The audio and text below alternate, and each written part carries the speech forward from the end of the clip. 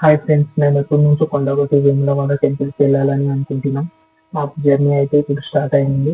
ఇంకా మాకు బాగా ఆకలేసి దారిలో ఒక చోట కార్ ఆపి, ఇంకా మంచిగా చుట్టూ పొలం, అప్పుడే నాటేసిన పొలం చింత చెట్టు కింద కూర్చొని హాయిగా భోంచేసినాము. మేమైతే స్పెషల్ చపాతి, ఆలు కర్రీ, పుదీనా చట్నీ, ఇంకా రైస్ తీసుకెళ్ళినాం.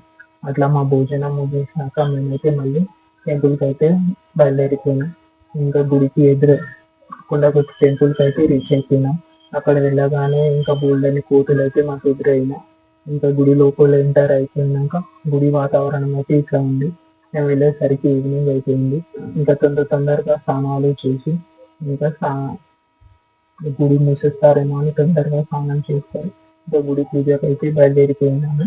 ఇంకా గుడిలో ఎంటర్ అవ్వగానే ముందుగా దేవుడి మొక్కుని ఇంకా గుడిలో అయితే ఎంటర్ అయిపోయింది. ఇంకా చుట్టూ ఊళ్ళో వాతావరణం, చుట్టూ జనాలు అయితే గుడి ఇలా కలకలలాడుతుంది. మనసుకి ఎంతో హాయిగా ప్రశాంతంగా అనిపించింది.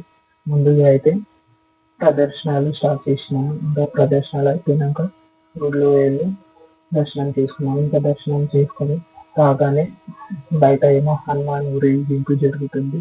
ఇంకా అందులో పాల్గొన్నాము. నాకైతే చాలా అంటే చాలా హ్యాపీగా అనిపించింది. అక్కడ హనుమాన్ దగ్గర అర్చన కూడా చేయించి మా పూజ కంప్లీట్ అయిపోయింది.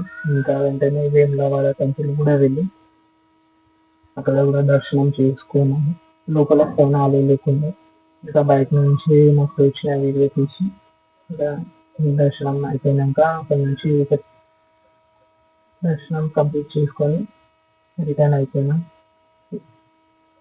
ఇది మా వీడియో కనుక నచ్చితే లైక్ చేయండి, షేర్ చేయండి, సబ్స్క్రైబ్ చేయండి. Thank you for watching.